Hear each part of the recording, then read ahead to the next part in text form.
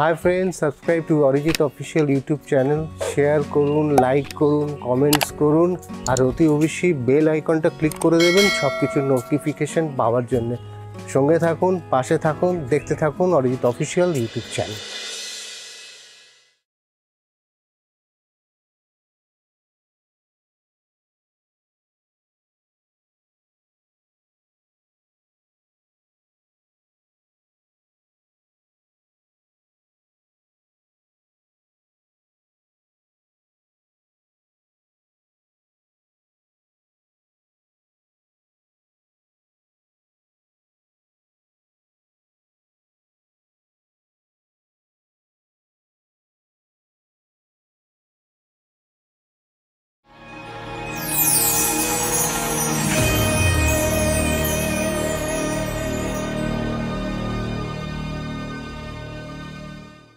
Welcome to Tulika Art and Culture, where colors and ideas unite to inspire new creativity with differently abled artist Somnath Chowdhury. Somnath's journey is a testament to resilience, and his work beautifully captures the spirit of courage. Join us as he brings his art to Arijit Official's upcoming event, Colors of Courage, on December 9th and 10th at the Wisdom Tree Cafe, 49 Jatandas Road, Lake Terrace, Ballygunge, Kolkata.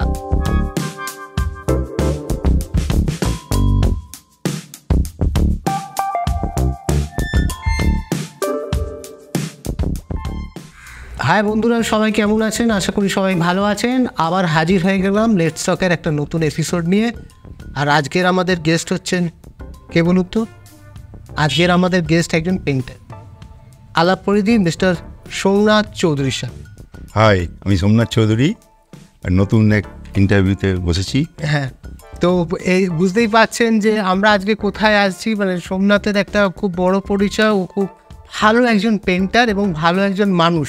এই পেন্টিংটা তোমার জীবনে জড়ালো কিভাবে?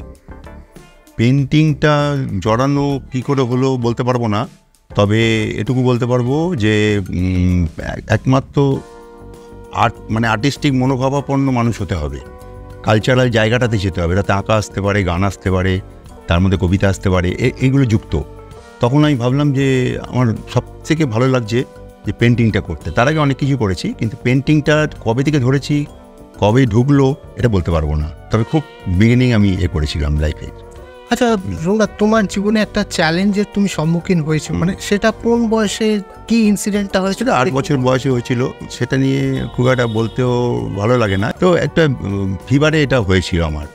তো তারপর থেকে মনে যুদ্ধটা আরও বেড়ে গেল। মানুষের যে যুদ্ধ থাকে নর্মাল, তার থেকে অনেক বেশি 10 টাইমস বেড়ে গেছে আমার ভেতরে। তো যাই হোক, চাপা ছিল। ওই চাপা থেকে তারপরে কি করে উঠে দাঁড়াতে হয়, কি করে পরকে দাঁড় করাতে হয়, এরকম একটা মনোভাব আমার এসেছিল তারপর থেকে। তবে সেই থেকেই আমি লড়াইটা করছি, তো আজও করে যাচ্ছি। বহু মানুষ যাদের সব আছে তাদেরকে আরও বেশি করে দাঁড় করিয়েছি। বিভিন্ন জায়গায় তারা চাকরি করে খাচ্ছে, স্কুল করে খাচ্ছে, মন ভালো থাকছে। এই কাজ নিয়ে আমি ব্যস্ত আছি এখন। তুমি চ্যালেঞ্জটা জীবনের চ্যালেঞ্জ হিসেবেই নিয়েছো, মানে একদম তোমাকে ওইটা কমিয়ে দিতে পারেনি, আরো বাড়িয়ে দিয়েছে তোমার লড়াইটা। একদম নিজস্ব লড়াই, কিন্তু ওরা কাউকে নিয়েও লড়বো এরকম নয়, আমি নিজে লড়বো এরকম একটা মনোভাব ছিল। তাতে বহু লোকের সান্নিধ্যে এসেছি, সহযোগিতা সেরকমভাবে, মানে অন্য সহযোগিতা নয়, মেশামেশি এই একটা সহযোগিতা আমি পেয়েছিলাম বহু মানুষের। আচ্ছা, এই ধরনের পেন্টিং এবং এটা কি তুমি কোথাও শিখেছো কারোর কাছে, নাকি নিজের থেকেই এক্সপেরিমেন্টাল কাজ করতে করতে তুমি ডেভেলপ? না, প্রথমে তো এক্সপেরিমেন্টাল বাবার কাছে করেছিলাম। বাবা এই লাইনেরই ছিলেন, তখন তো আর সব সচল ছিল না খুব একটা। তো বাবা তো মারা যান। তারপরে আমি বাইরের জগতে যখন এলাম, তখন বিভিন্ন মানুষের সাথে, আর্টিস্টের সাথে পরিচয় হলো। দেখতাম তারা কি কাজ করে, দেখতাম শুধু। আমি কিন্তু হাতে কলমে কারুর কাছে শিখিনি। কাজ করে কি করে কাজ করছে, ওয়াটার কালার কী করে করছে, অয়েল কী করে করছে, অ্যাক্রিলিক কী করে করছে, এসবগুলো খালি দেখতাম।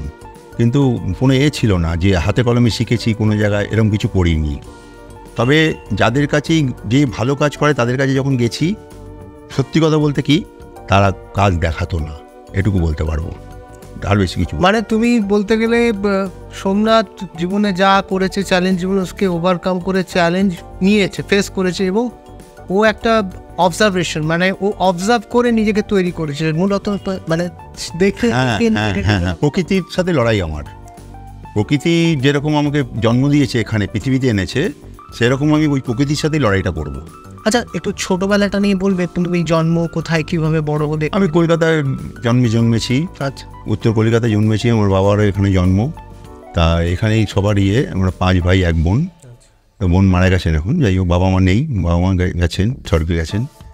তো লড়াইটা আমি এখন করছি ছোটো থেকে। ছোটোটা নিয়ে বেশি ঘাঁটতে চাই না আমি, কারণ ছোটো তো সবাই, আমি জানি ছোটোটা কী, সেটা নিয়ে বলার মতন মানসিকতা আমার নেই, আর আমি বলতে চাইও না, কারণ ওটা ভয়ঙ্কর একটা লড়াই, যুদ্ধ গেছে বলতে গেলে আমার জীবনে।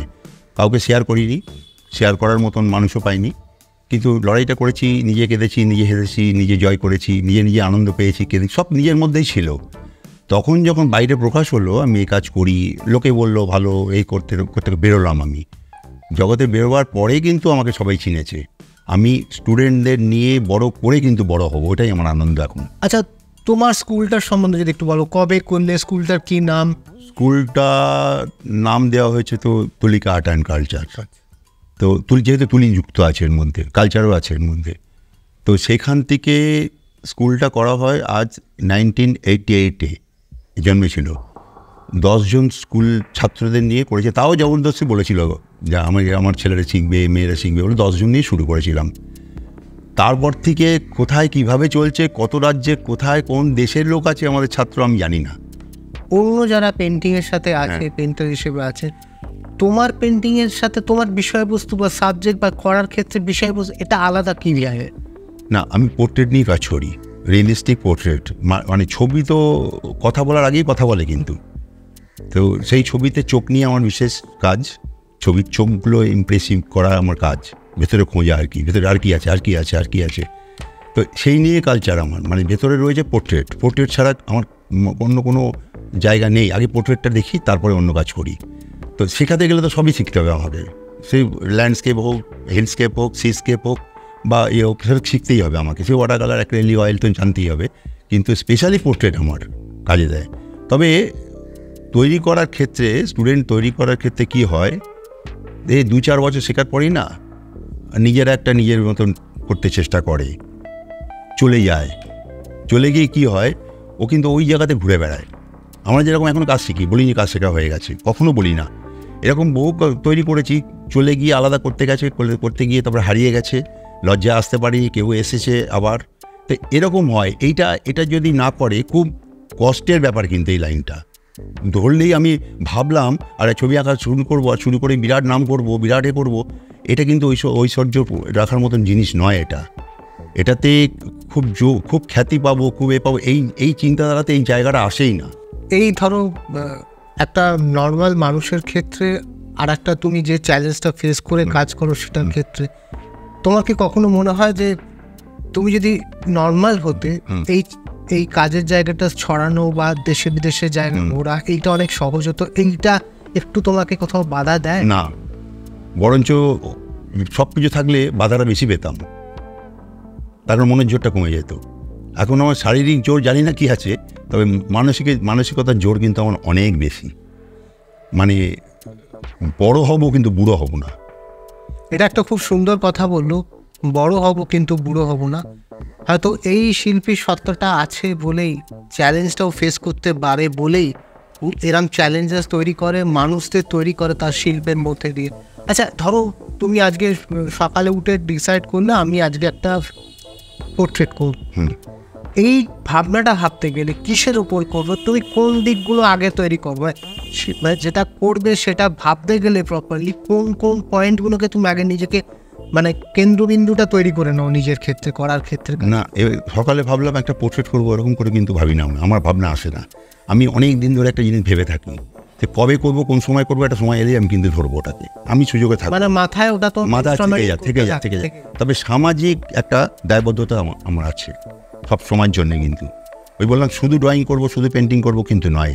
আমি বহু এনজিওর সাথে যুক্ত, এবং স্ট্রিট যারা বেগার আছে তাদের সাথেও মোটামুটি যতটা হেল্প করার করে থাকি।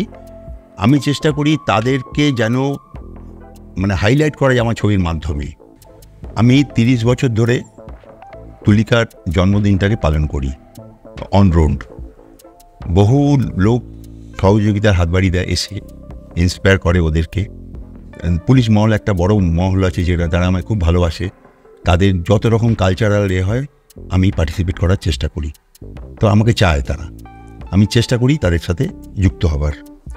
আর থ্যালাসেমিয়া পেশেন্টদের নিয়ে, শুধু থ্যালাসেমিয়া বলবো না, ক্যান্সার, থ্যালাসেমিয়া, হিমোফেলিয়া, HIV, এদের এই পেশেন্টগুলোকে নিয়েই মোটামুটি মেন্টাল রিটার্ডেড যারা, তাদেরকে নিয়েই কিন্তু আমি এই প্রোগ্রামটা করি। মেনলি প্রোগ্রামটা এটা 30 বছর ধরে চলছে। কিন্তু তাদের ওষুধ দেওয়া, তাদেরকে 2 মাস ধরে ওষুধ দিই, তাদের ওষুধ খাবে 2 মাস, তারপরে জিনিসপত্র, আঁকা জোকার যাবতীয় সরঞ্জাম দিই, সিট অ্যান্ড কম্পিটিশন মাধ্যমে দিই, যাতে ওরা সেন্টিমেন্ট না নেয় যে আমাদের দেওয়ার জন্য ডেকেছি।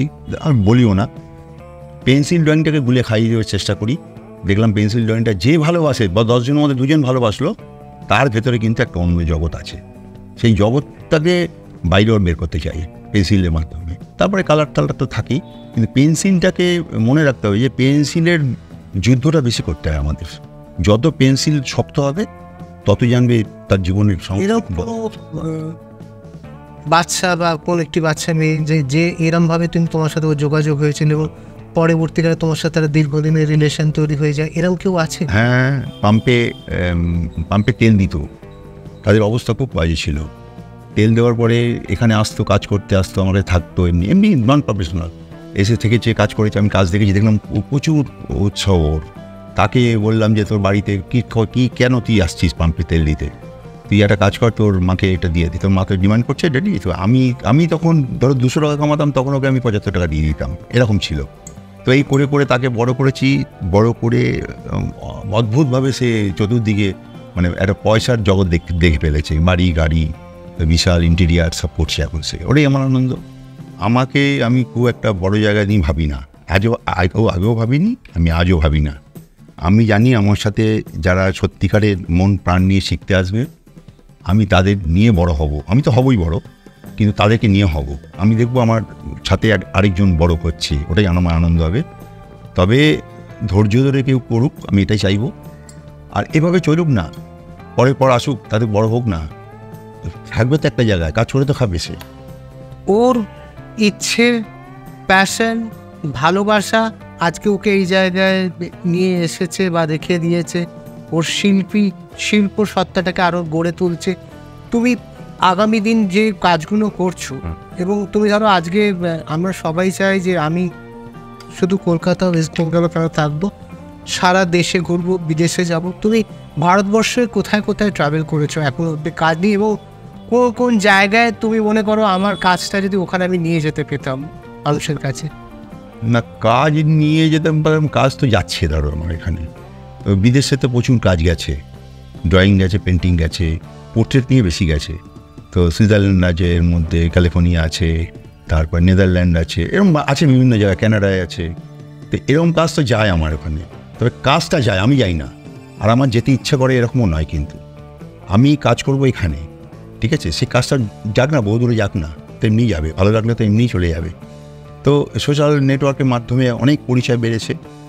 এই তোমাদের অর্গানাইজেশনের মধ্যে আমাকে করলে এখান থেকে আরও পরিচয় সবাই জানবে, কতটা জানি, কত আসলে অজানা। আমি অরিজিৎ অফিসিয়ালের মাধ্যমে চেষ্টা করি আমার যে ছোট্ট প্ল্যাটফর্মটি আছে, জনসের সাথে একটা জনসংযোগের বীজ তৈরি করা, যাতে আদান প্রদান হিসেবে অনেক দেশ অব্দি আমরা নিজেদের কাজগুলোকে নিয়ে, ধরো আজকে তোমার এই এপিসোডটা কোনো এক দেশ থেকে কোনো একজন মানুষ দেখলো, সেই যাতে তোমার সাথে কানেক্ট করতে পারে, যোগাযোগ আসতে পারে, এই যে ব্রিজটা, সেইটা আমি তৈরি করার চেষ্টা করি তোমাদেরকে নিয়ে সাথে। এটা অনেক বড় কাজ করছে অনেকেই, কিন্তু বাইরের জগৎ তাদের দেখতে পাচ্ছে না। এই তোমাদের মতন মানুষ এসেছে বলে আজকে বহু লোকের বহু পরিচয় বাড়ছে। তো এটা তো একটা অনেক বড় কাজ। এই দায়িত্বটা তো বিরাট একটা সামাজিক দায়িত্ব তোমাদের। তো এটাতে তো আমার খুব ভালো লাগছে যে তোমরা এরকম ধরনের কাজ করছো। এই মনোভাবাপন্ন মানুষ আমিও তো, আচ্ছা, আমিও চাই। এই যে তুমি যখন শেখাও, তোমার তো স্টুডেন্ট বিভিন্ন বয়সের হয়, একটা বাচ্চাদের, একটা টিনেজার, একটা একটু তাদের ওপরে, এই শেখার প্যাশন, এইগুলো কি জেনারেশন ওয়াইজ ভ্যারি করে, নাকি এর শিল্প সত্তার কোনো মানে চাহিদাটা একই থাকে সব 3টে জেনারেশনের ক্ষেত্রে? না, এক থাকে এরকম না, বিভিন্ন মানসিকতায় বড় যখন হয় না মানুষ, ছোটোবেলা তো ঠিক আছে, আনন্দের জিনিস, ওরা মনে আছে কিন্তু আঁকতে পারে না, সেই জায়গাটা আমি ধরার চেষ্টা করি, মানে ব্রেন চাইল্ডটাকে আমি ফলো করি আর কি, যে কীভাবে ও চাইছে কিন্তু পাচ্ছে না, এক একজনের এক এক রকমের আর কি, সেটাকে নিয়ে ড্রয়িং করার চেষ্টা করি। সেই ড্রয়িংটা দিয়ে যে সে আনন্দ পাচ্ছে, মানে কি ওর মনের ভাবটা পেয়ে গেল। তারপরে যারা আছে তারা একটু অন্য ম্যাচিওর, তারা একটু চায় একটু ইমোশনাল কোনো ছবি আঁকবো, যেটা সবাই ভালো বলবে, এই জায়গাটা দিয়ে আবার চলে আসি আমার কাজেতে, মানে আসল কাজটা কিন্তু ওটা দিতে হয়, ইমোশনাল ওর মনের ব্যাপারটা কিন্তু একটু রাখতে হয় ওর ভেতরে। আসলে কোথাও গিয়ে যখন মানুষের তো চিন্তাধারাটা রিফ্লেক্ট করে তার আঁকার মধ্যে, তার মনের কি অবস্থা, সিচুয়েশনটা কি, হয়তো তুমি কোথাও তাদেরকে একজন পেন্টার তৈরি করছো, শেখাচ্ছ, তার সাথে সাথে ওদের মানসিক যে কন্ডিশন, পরিস্থিতিটা রিফ্লেক্ট করছে তাদের কাজে, সেখানে তুমি একজন ডাক্তার হিসেবে কাজ করছো, তাদেরকে গাইড করা, তাদেরকে বোঝানো, রং, ফ্লেভার, মুখটাকে চেঞ্জ করানো, এটা কিন্তু অজান্তেই তুমি আর একটা সত্তাকে ওদের তৈরি করছো, যেটা মধ্যে হয়তো আমরা ডিমোরালাইজড হয়ে যাই, মনটা খুব ভেঙে গেছে, পারছি না। রং, শব্দ, মিউজিক, অভিনয়, যেমনি সব কিছু পড়ে দিনই একটা ক্যানভাসের মতন যে ক্রিয়েটিভিটিটার হচ্ছে সেই ক্যানভাসটার মাধ্যমে ওরাও কিন্তু একটা ছবি আঁকতে আঁকতে অনেক কিছু তুমি ওদের কিন্তু ছবি আঁকার সাথে সাথে আমার মনে হয় তৈরি করছো ওদেরকে। সোমনাথ, আমি যারা দেখছেন এই এপিসোডটা, যারা চায় যে আমি একদিন পেন্টিংয়ে শিখবো, পেন্টিং করব, পোর্ট্রেট করব, তাদের জন্য তুমি কি বলতে চাও? না, আমি বলবো যে তোমরা কাজ তো অবশ্যই করবে, এটা একটা ভেতরের অন্তরের ব্যাপার, কিন্তু ঐশ্বরিক একটা পাওয়ার আসে, প্রথমে আসবে না। কারণ তোমরা জানো, কবিতা ভাবাবেগকে বোঝায়, শিল্প দেয় তাকে স্থিরতা, সঙ্গীত আনে গভীরতা, এই তিনটে মিলিয়ে আত্মার পূর্ণ সৌকর্ষ তৈরি হয়। কিন্তু এটা কিন্তু মাথায় রাখবে, ছাড়া ভগবানের কাছে কোনো আপন জিনিস নেই, এটা কিন্তু তারই সৃষ্টি, একটা সৃষ্টিকর্তার। কে পাওয়ার, কখন পাওয়ার, সেটা তুমি একটা জায়গায় গেলে কিন্তু জানতে পারবে যে তোমাকে কে একটা শিখিয়ে দিচ্ছে পেছনে, জানো কে বলে দিচ্ছে এরপর এই কর, এরপর ওই কর, এরপর ওই কর। দাঁড়ানোর কথা চিন্তা করবে না, বড় হব, গাড়ি হবে, বাড়ি হবে, এই কথাগুলো চিন্তা করলে এই জগৎটা তাহলে যে শোনা চলে যাও এই জগৎ থেকে। ও আজকে একটা সুন্দর ট্রান্সের মধ্যে নিয়ে গেল, একটা ভালো সত্তা, একটা ভালো শিল্প, একটা শিল্পী কী করে হয়ে ওঠা যায়। আমার মনে হয় এরপরে আর কিছু বলার থাকে না, বা ওই ট্রান্সটা থেকে আমরা বেরোবো না। থ্যাংক ইউ সোমনাথ, আজকে লেটস টকে সময় দেওয়ার জন্য। Meet Somnath on December 9th and 10th, 2024 at Colors of Courage from 3 p.m. to 8 p.m. each day at the Wisdom Tree Cafe, 49 Jatandas Road, Lake Terrace, Ballygunge, Kolkata.